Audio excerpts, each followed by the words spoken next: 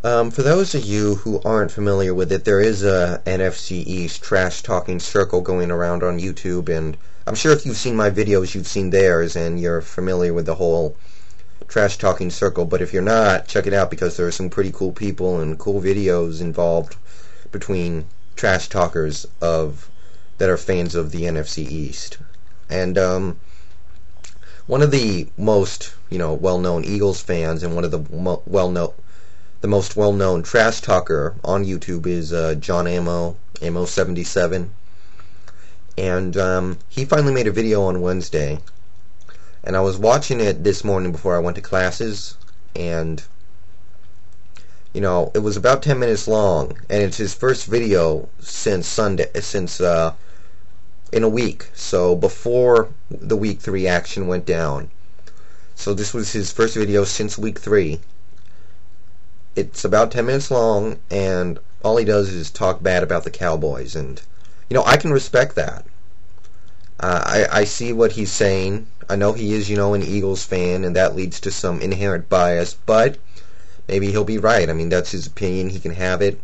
If he thinks Tony Romo is overrated, that's fine.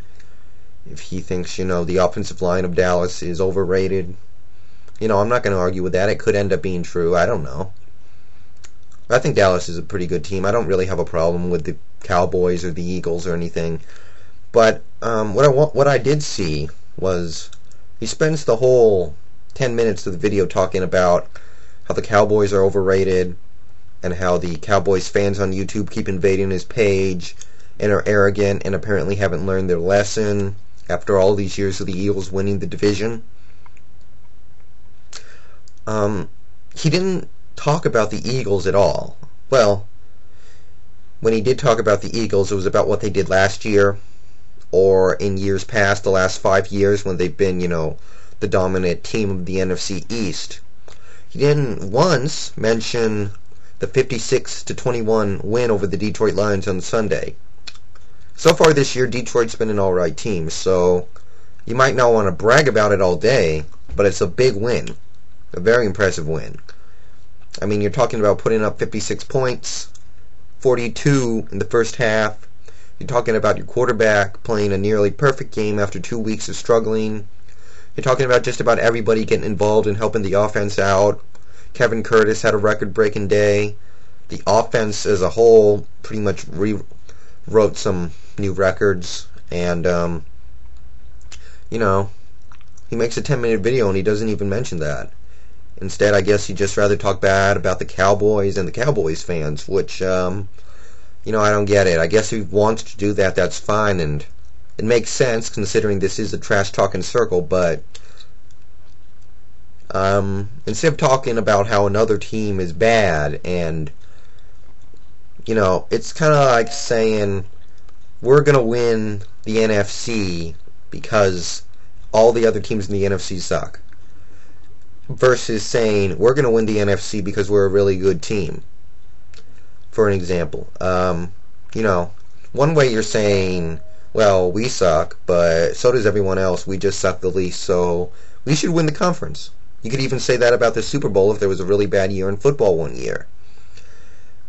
And then the other way you're saying, of course, well, my team's good. There are other teams that are good, but we're the best. Wouldn't you rather say that? So coming off a huge win like that, you should, to me, you should be talking about that because, that's a big development, and it really reflects well on your team. So instead of trying to bring other teams down, when you have the opportunity to do like you do this week, why don't you talk up about the Eagles?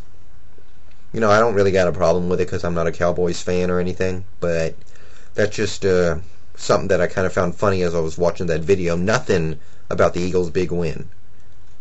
Just, my take on it. Okay. Let's go into football mode here.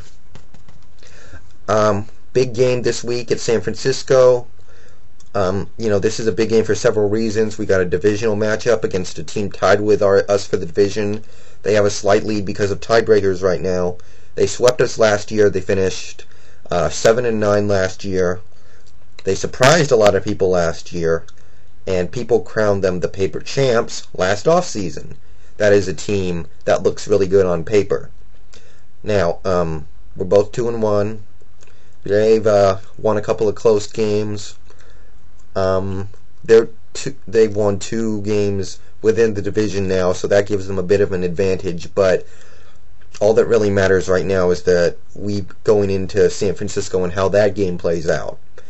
And it's at their house, and we remember what happened in their house last year. Frank Gore rushes for like 200 yards. We go down 20-0 in the first half, and our comeback attempt falls short because Seneca Wallace forgets how to be an accurate passer for one afternoon. All that. So that's why this is a huge game. If we can win this game, suddenly beating Pittsburgh in Pittsburgh doesn't seem like as big of a deal, because that's going to be an extremely hard game for us to win. So we need to figure this out. Keys to the game, I'm probably going to say this every week because we need to establish the running game.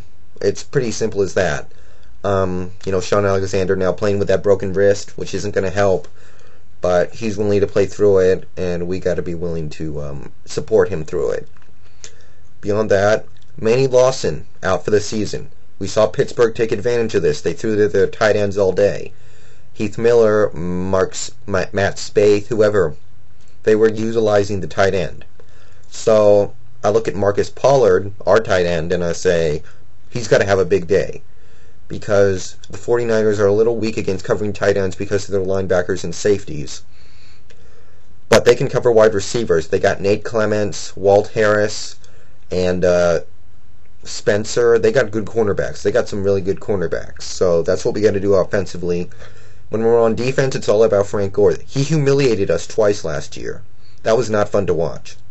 He ran all over us twice. Came into our house and did it. We went to their house. He did it even more. So far he's had a subpar season. We got to find a way to keep that up. Just hold him up. Contain him, because the one road game we played so far this year, our run defense was pretty pathetic. Let Edge kind of shred him up. So we got to figure that out. And when they pass the ball, they don't have very good receivers. They thought they maybe had fixed that situation in the off season, but as it turns out, they really didn't.